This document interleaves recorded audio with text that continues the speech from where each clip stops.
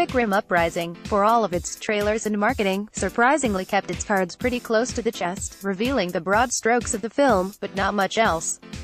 We knew John Boyega's Jake Pentecost was the son of Idris Elba's Stacker Pentecost, from the original film, and that he and other new characters would hop aboard new Jaegers to defend the world from a new wave of kaiju. And that was pretty much it. The rest of the film's story was a mystery. As fans of the original Pacific Rim know, the first movie ended with the breach at the bottom of the Pacific Ocean being closed for good thanks to the efforts and sacrifice of the heroes of the Pan-Pacific Defense Corps. While we knew that the kaiju would return in Uprising, we didn't know how or why. However, the real twist of the film is not how the kaiju managed to return, it's who is behind the resurgence of our planet. In fact, Uprising is different than its predecessor because it doesn't just feature alien villains. This time around, there's a human to blame for the invasion, Newt Geisler. Looks like CBR's Jason Cohen was right, played by Charlie Day. Drive. Newt Geisler was one of the main characters of the first Pacific Rim. A brilliant scientist with unparalleled knowledge of kaiju physiology, he and his partner Herman were instrumental in defeating the kaiju and closing the breach.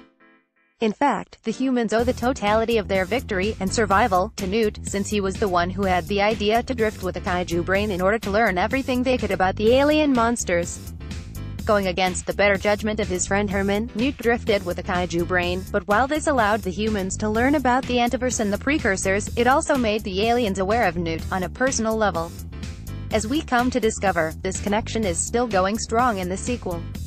Although Newt appears to be his usual quirky, slightly arrogant self, we quickly find out that there is more to him, a lot more. He ominously tells Herman that drifting with kaiju brain was a total rush. His behavior appears increasingly erratic. And finally, the truth reveals itself when we discover that his girlfriend Alice is actually the kaiju brain from the first film, a brain Newt still drifts with quite frequently. Worse still, we discover that Newt isn't really Newt anymore. His constant drifting has led him to become infected by the precursors. He's now controlled by the aliens, manipulated to allow their return to Earth. Before long, we see that he isn't the one who speaks with his friends and allies, they are speaking through him. Newt's obsession with the kaiju turned unhealthy, to the point that he became the linchpin to the monsters returning to destroy the world, years after the war should have been over.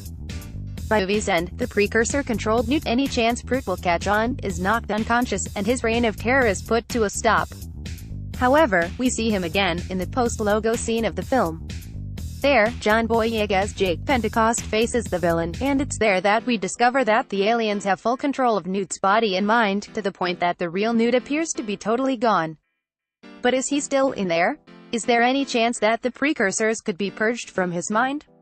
Here's hoping a third movie answers the question.